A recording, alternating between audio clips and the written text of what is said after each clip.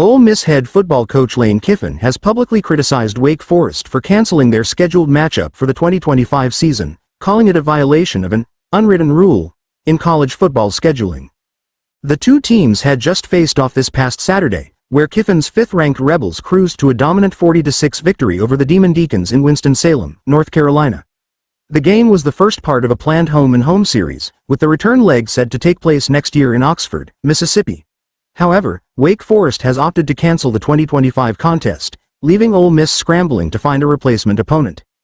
During his Monday press conference, Kiffin expressed his frustration with Wake Forest's decision, particularly the timing of the announcement, which he said caught Ole Miss off guard.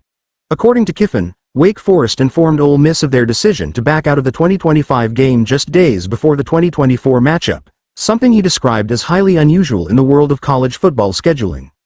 "That's rarely ever done," Kiffin said. "I've never really heard of doing it, and it really puts us at a big disadvantage.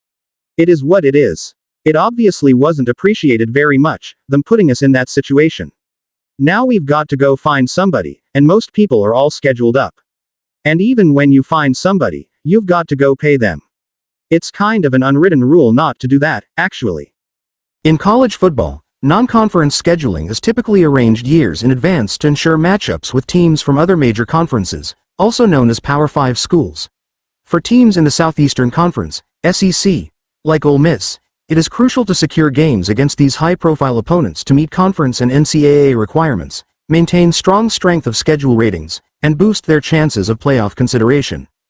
Wake Forest's decision to cancel means that Ole Miss must now find another opponent from a Power 4 conference, as the Pac-12 will soon dissolve into a smaller structure, or a notable independent team to fulfill that requirement.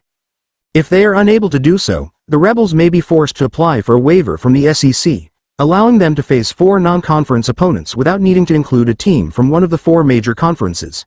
However, Kiffin indicated that this is far from ideal. "That's not what we want to do, but they may have put us in an unavoidable situation not to," Kiffin said, referring to the limited scheduling options available this late in the process. "Most teams already have their schedules set, and even if we find someone to fill the gap, it will likely come at a financial cost, as we'll have to pay them to play.